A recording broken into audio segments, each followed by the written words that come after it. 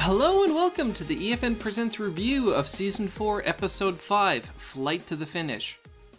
Joining me today I have from the cast of KPNY, Kiniro.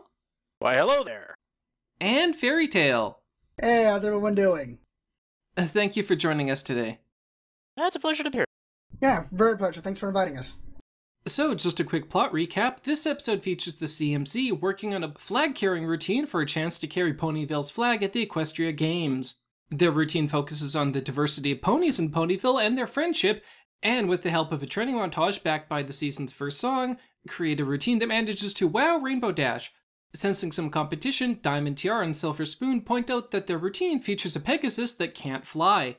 Becoming obsessed with the idea, Scootaloo forces the team to practice and rework the routine until tensions run high and the act is destroyed. Scootaloo abandons the project, claiming the other two would be better off without her. Confronting Apple Bloom and Sweetie Belle on the train, Rainbow Dash discovers what's going on and convinces them to return to Ponyville to pick up their friend. After Rainbow Dash talks to Scootaloo, convincing her that her inability to fly doesn't change the type of person that she is, the trio return to the Crystal Empire and manage to win the competition. So, as with a lot of the CMC episodes, this was a nice little slice of life story. We confirmed some things that Lauren had said previously about Scootaloo's character being unable to fly, and we also revisit the Equestria Games, which it looks like we'll see more of as the season continues. General impressions, what did you guys think of the episode overall? I guess one of the really great things I just enjoyed with this episode was just getting a little bit more information about Scootaloo. I mean, obviously the fact that she still can't fly, and it really is a overcoming adversity type tale. Even though she still can't fly by the end of the episode. It's more of the, hey, I know this is something you still can't do, but that's okay. When the time comes, you will know how to do it. A Fairytail? To me, at least, this was definitely the best episode in the fourth season so far. All the episodes up until now I've been kind of on the fence about in terms of like, do I really think this is a fantastic episode? This, I think, is a fantastic episode, mostly because all of the comedic marks were hit perfectly. The animation for the entire season has just been beyond amazing, but in this episode I really saw it. Fantastic song, and the story was really engaging. I mean, for me, when it comes to My Little Pony, this is pretty much a perfect package as far as an episode goes. I don't think I appreciated the balance between the comedic and the dramatic moments on my first viewing, and I think that's because I was expecting it to focus more on Scootaloo's inability to fly, but I think it strikes a good balance and it keeps the tone of the episode where they want it. It can be hard to tell a story that's so distressing for a character that you care about, but is still something that you enjoyed watching. And I think that they do manage to strike that balance where it's moving, but it's still something that you enjoyed watching and that you would watch again. Yeah, obviously a lot of the comedic value, like, you still see the CMCs up to their general shenanigans. I wouldn't say so much about trying to find their cutie marks, but just the dynamic that they have amongst their characters that brings the humor out.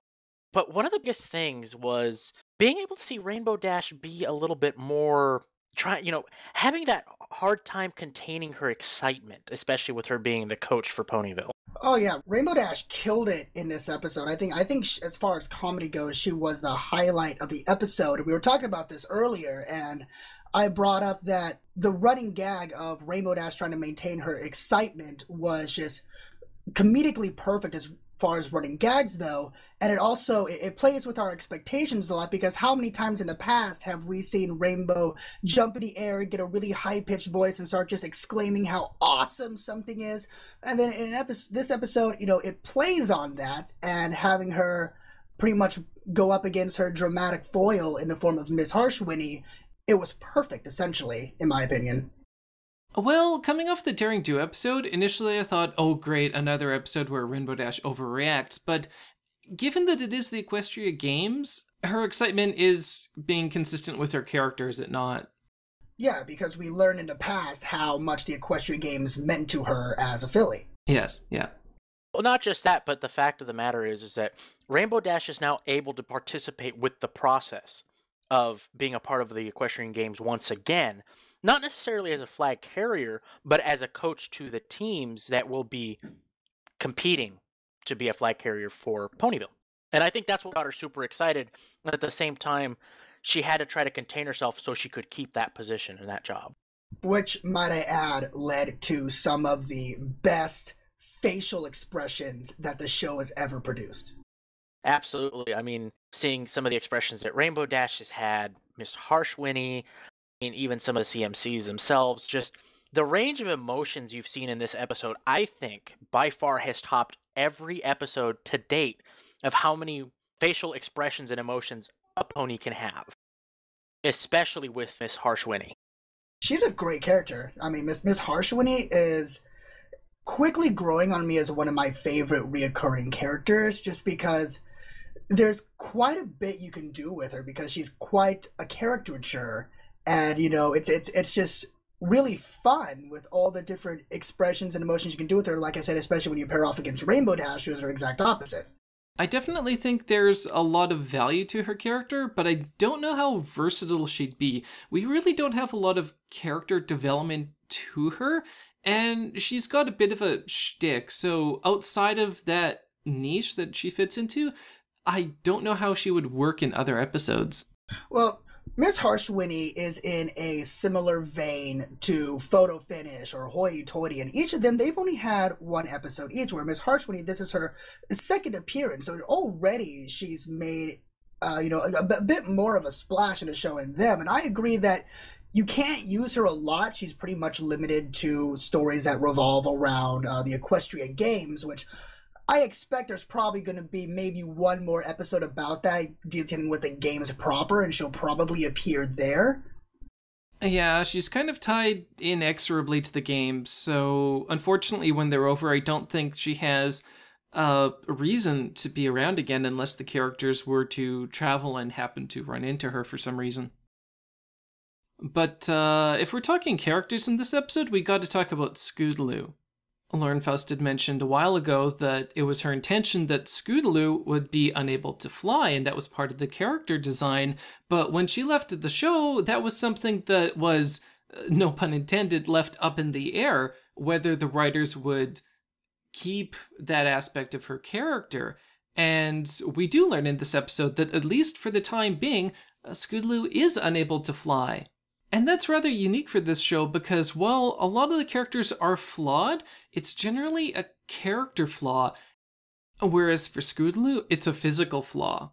And so from that angle, it's not like overcoming shyness or reining in an ego. It's not something that you can attack from a frame of mind. It really is a different sort of beast. So what do you think of that being an element of Scootaloo's character, and how do you think it was addressed in this episode? It's one of those fine lines that you had to walk, especially with a character like Scootaloo, where, if you were to have her fly, it would absolutely change the status quo of the character, obviously. And, with so many people having the expectation of her being that pony that does have that, I wouldn't necessarily call it a disability, but disadvantage that cannot fly yet. I think that would take some of the allure away from Scootaloo as a character if she was able to fly, because everyone's going to be, oh, well, now she can fly just like any other Pegasus or any other Pegasi pony out there. So what's the uniqueness of the character other than she has an obsession for, Rainbow Dash as an idol?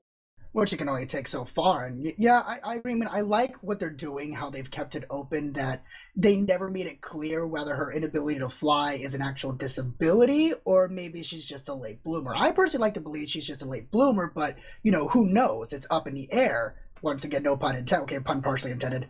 I'm evil that way. But this episode really allowed Scootaloo to explore that facet of the character. And like I said before, it allowed the show to have, both some, comedic moments while at the same time having some, legitimate, emotional, touching scenes. Mm-hmm. Exactly. Especially with one of the greatest lessons that I felt that had to be learned. And the analogy can be applied to many different scenarios or, to a person individually. The way Rainbow Dash handled, Scootaloo not being able to fly, saying, look, whether or not you can fly right now, that doesn't mean that you won't be able to later. But even if you don't, even if you can't fly, you're still going to be the awesome pony that I know. And ultimately, that's what, what it comes down to is... Your character's not your ability. Exactly. You are you, and you are unique. No matter, nothing can change that. Which I think is an incredibly valuable lesson, given the kind of show this is and directed to the demographic that it is, that your worth as an individual is not solely governed by what you're able to achieve. And it's true, and I think that one of the greatest things that they are trying to teach the younger audience is, even though, you may not be able to do something now, through the experience going through that you can't do something, and through the experience of having to learn how to either do said thing or to cope that you can't do said thing, it helps build character. Yes, pun intended. Well, and it's a generalizable lesson too. Scootaloo has aspirations. She wants to be like Rainbow Dash, and she's a Pegasus. That's something you think she should be able to achieve, but it's ultimately something she's unable to achieve through no fault of her own, that she's likely unable to achieve these aspirations of her. And so you can have an individual who has aspirations to become a writer or an actor or a painter who, through no fault of their own and no lack of determination, simply will be unable to achieve those aspirations. And I think that character is definitely a big part of that. And I think that's why I'm glad, in retrospect, they didn't make it solely about Scootaloo this episode, that it's tied in with something she wants to do in the present, which is the flag carrying routine for the Equestria Games, and something she's trying to do with her friends, because through her obsession with trying to fly, she's risking things she has and can achieve, which are her friends and the flag carrying routine. So in a way, there's also that lesson of don't give up something wonderful for something impossible. Yeah, it's true, because, like you said, the message is there about Scootaloo and her aspirations for the future. It's there, but like you said, it's not the central point of the episode. It's not being preachy and shoving it down your throat. It's just something that comes up in this story, and it gives, like us older fans, it gives us something to think about and something to ponder over, while still giving the younger audience a valuable lesson. Mm-hmm. One of the other big things too, not just to focus on Scootaloo herself, it was also a huge lesson on, all of the CMCs, because they all went through something individually. They all learned something. They all did learn something, especially over the fact of, I mean, we have to admit it. We've all been through those situations where we've had an argument with friends or family about, oh, I'm not good enough to do this, so I'm just not going to do it at all. And then get the other side saying, well, you are, but if you're going to be like that, then fine, shove off. Just go do your own thing then. We've all been through that, and at the same time, it's sometimes you just have to step back and realize that might not be the best course of action. I mean, especially when it's your friend that's hurting too. Sometimes it's just not the other person that's hurting, it's also the fact that you're hurt a little bit too because they're giving up. I think I understand what you're trying to say. Like we said, all three of them learned something, and Scootaloo, her lack of confidence got the better of her, and then Apple Bloom was the initial one who said, fine, be that way, we'll move on without you, which to me was quite a shocking moment when Apple Bloom said that. I mean, it kind of struck me. And then you had Sweetie Belle trying to be the voice of reason, but she didn't follow through with it. She followed Apple Bloom anyway, which led to, like we said, all three of them having to learn, the lesson about, being there for each other and putting your friendships above personal desires. And, I mean, maybe it's not quite that deep, but I think that the dynamic between the Cutie Mark Crusaders have gotten so far to the point in this show that we as a dedicated audience know how they would react to each other, what their dynamics exactly are. And so it's really easy to see and connect with them when they do make these choices and have these attitudes toward each other, because you can just be like, I've had times like that, and it sucks, but you look back on it and you go, man, that was just really stupid. Why'd I act that way? Well, I think it comes down to that scene when Diamond Tiara plants the seed in Scootaloo's head. At that point, there's a bit of a split between what the interests of the two groups are. Scootaloo becomes obsessed with not being able to fly, and the other characters are still focused on the routine as a whole. And there's a lack of empathy on both sides, not seeing each other's point of view. And that really reminds me of the problem in Lesson Zero, where Twilight is clearly distressed, but her friends keep brushing it off because to them it isn't important. And I think that's exactly what we're seeing here. Scootaloo is clearly distressed, but her friends aren't acknowledging that or addressing that. And conversely, Scootaloo is so concerned with her own interests that she doesn't realize what she's doing to her friends and how her friends are feeling. So I think that it really comes down to a lesson about empathizing and understanding another person's point of view. I personally saw that the CMCs did learn a lesson on all sides, other than just Scootaloo learning that regardless of your disadvantage, you should still be cool with who you are, as brought to you by Rainbow Dash, and then to Apple Bloom and Sweetie Belle of, yeah, your friend's in distress, and did you not try to go help her? Also brought to you by Rainbow Dash. I thought that was great, personally, because now we have Rainbow Dash imparting valuable life lessons onto, a younger crowd, and it shows that, yeah, Rainbow has learned a lot from the past 3 seasons, and she's gotten to the point where, probably like the rest of the main 6, they've kind of, I guess you want to say, mastered friendship, so now it's time to start giving the lessons. And I also liked it because it also played back from Sleepless in Ponyville, which was the one thing I was really, really hoping to see in this episode, was the acknowledgement that there's still that strong connection between Scootaloo and Rainbow Dash, and we definitely saw that, and that really pleased me. Yes.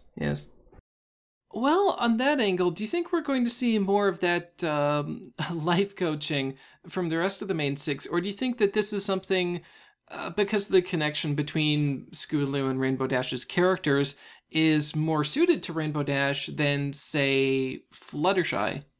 Yeah, I kind of do, because at the same time, no disrespect to Fluttershy, but Rainbow Dash really, really does seem like she will be the one that can impart that advice down to Scootaloo, and at the same time, Rainbow Dash will learn something from it as well for herself. And that's what you're kind of seeing. She's kind of gone through these kind of trials herself as a character throughout the past 3 seasons, and now she's imparting it down to the one who looks up to her. So essentially now she is being the role model that, other than Scootaloo being like, oh my god, you're so awesome, I want to be you when I grow up, is now being the role model that she deserves, that she needs. Because as opposed to before of, oh, here you go, here's this apple core I ate, and here it is in the, go take that to the trash for me, to, hey, let me sit down with you and let's talk. It's showing more of Rainbow Dash's growth than the CMC. Exactly. Yeah.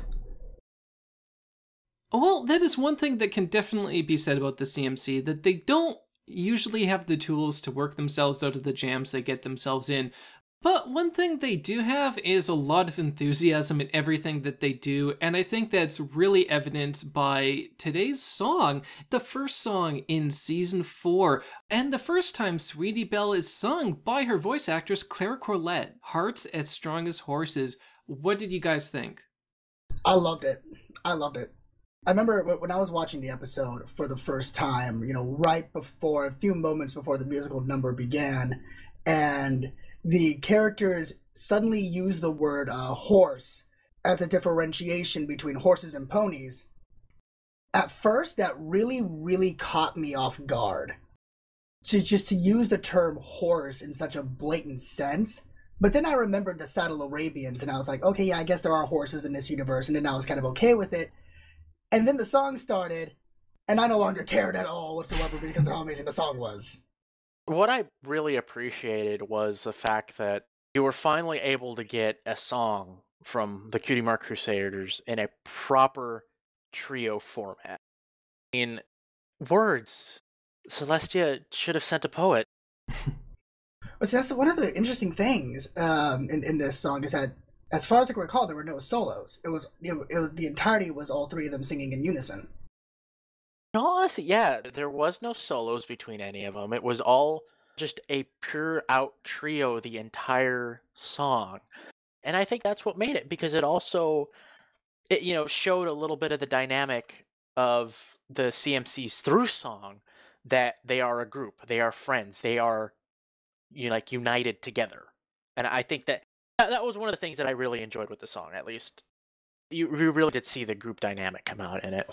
Well, that is true, and that goes along with the spirit of the routine, which was the friendship shared by the different types of ponies in Ponyville, which is interesting given what happens to the characters later on. It's a little bit ironic there. But talking about this as a proper CMC song, so do you have any issues with the previous songs we've seen from the CMC? I personally loved Bab Seed. I thought Bab Seed was a great song, but the thing with Bab Seed is that song is a little, that song isn't really universal. It's just a fun musical number about this one character that we're introduced into this episode, whereas this song, it's much more all-encompassing, and it really shows off the CMC, what they stand for as a group in a way that, in universe, they were hoping that they would achieve with their theme song from the Showstoppers, which, of course, turned out to be a travesty. But whereas this song, this is, in a sense, the true CMC theme song. Yeah, it's not situational, it's kind of, overarching. Yeah, exactly. I can see that. Well, talking about Bab Seed, that's another song that when I first heard it, I didn't care for it as much, but it kind of grew on me. And that's what happened with this song too, because I think I recognized sort of the same pattern when the training montage started up. My brain immediately went to, oh, we have a training montage. Okay, the music needs to be powerful or epic or, this very energetic theme. And that's not what we get here. Well, like you were expecting something like the training montage from Rocky. Exactly. But ultimately, it's a song being sung by the CMC, and so whether or not it's something we would expect as a training montage aside, I think it really hits the mark as being something that reflects the CMC's perspective and how they would phrase that. And so as something the CMC are singing, it makes sense what we're hearing from them. I also especially like the way it resonates with Scootaloo's struggle later in the episode, where she is trying, she is determined, and she wants to succeed, but ultimately that is not always enough. I think it also helps that the training montage itself wasn't played straight. It was played for laughs. The entire training montage is more of a montage of comedic moments. You have Snowflake doing his stuff and being afraid of the butterfly, and then you have the CMC cheating with their training exercises, or making the training exercises look to be a bigger deal than they actually are. And so when you have that, lighthearted imagery on top of the lighthearted song, that's why it works so well. Yes. I would have to agree with that one too. I mean, I think that, not only was the song extremely catchy, but seeing the montage go through, I was getting my fair share of the laughs too, because I'm like, oh, really? Are they kids? That was essentially the thought that went through my mind. Oh, they're being kids. Yeah, I like that some of those jokes are actually telegraphed all the way through. Like when Scootaloo is climbing the stairs, you can actually see in the corner some blades of grass. And so when you get the wider shot and you find out those are the only 3 stairs, it's a nice little payoff that joke was there the whole time. And on the topic of comedy, are there any other scenes in this episode that you just wanted to mention that you found particularly funny? I had to admit, I really love the dynamic and inner conflict that Dash had between herself about wanting to keep her job as the coach, as I had said earlier, just because she was involved with the equestrian games as a filly and she wanted to still be a part of it, being an adult now, being the coach for her hometown, and trying to hide that excitement over and over. I think that also added a lot to that comedic value. The running gag with Rainbow Dash was 10 million times, enjoyable, as I've already stated, because it played with our expectations, and that also had, in my opinion, the best payoff in the entire episode, where at the end, Miss Harshwitty freaks out, and that's just, it was perfect build up to a perfect payoff. So probably the best running gag in the episode, and one of the best running gags in the series, I'd say. Yeah. Well, for Dash, you're so used to seeing her overzealous or impulsive, that seeing her try to impose self-restraint is funny. And I think that those are the jokes that pay off the most, are the ones that come from something you've already established from the character, because like you said, it plays with your expectations and it's leveraging what you've already built up with that character to this point. At the same time, it's going against what the character's norm is, and now you're seeing them now trying so hard to fight against it, and I think that's what just made the entire episode just perfect, at least in my eyes, just because you see the comedy from the CMCs, the lightheartedness, it's just like child stuff. We all used to do that when we were kids, the learning from the arguments and seeing that inner conflict within Dash yourself and just be like, yeah, I really want to do this, but I really want to keep this job. And I think that just, it was all just came together just, amazingly. Well, it is about that time. We got down to final thoughts and scores. Kiniro, do you want to go first? Honestly, if I could pull a Spinal Tap and just say, can we make this an 11? I think we could do that. But if we have to go off of the norm, we'll do, 11 out of 10 then. But, it was a great episode. For me, it wasn't an over-the-top episode with laughter like I've seen with some of the previous episodes. It wasn't over-dramatized like with the previous episode that we just saw with Daring Do. It was a very wonderful slice of life episode, and just quite honestly seeing so many elements of slice of life come together with, like I said just a couple seconds ago, seeing, some restraint in a character, learning some lessons how to overcome adversity. And then, of course, just learning how to cope. I mean, that's stuff that we all deal with on a daily basis. And I think that's where it really hit home for me. And just, it came together so nicely. So I loved it. Fairytail? There were so many things in this episode that worked for me. That any problems or critiques I have for the episode, which there's one or two, but they're negligible. They're minor. Like the pull string on the train, I couldn't stand that. I thought that was just like, what? But the episode works so well with balancing the comedy and the serious issues and the characterizations, and just every beat hit the mark exactly where it needed to be. So if I were to give this episode a score out of 10, I'd be pretty hard pressed not to give it a 10 out of 10, maybe a 9 out of 10, just for the sake of having some room for improvement. But as far as I'm concerned, this episode was pretty near perfect. Well, I think I have to disagree on a couple of points there. I think the CMC were handled well, but other than Scootaloo, I don't think a lot of Sweetie Belle or Apple Bloom's individual personalities come through as much as their group dynamic comes through. I think some things that were a little too subtle for me to appreciate the first time around were the pacing and the tone.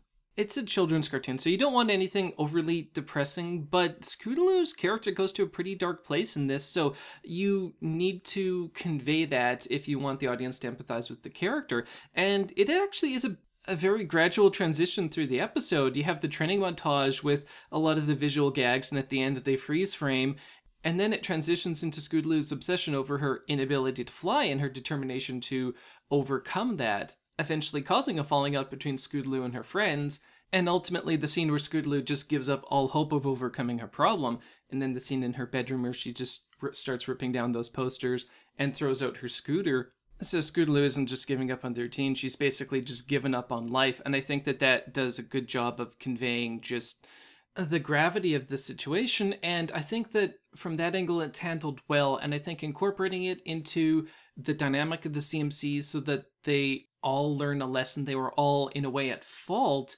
having Rainbow Dash kind of teach them that, I think is a good integration of her character.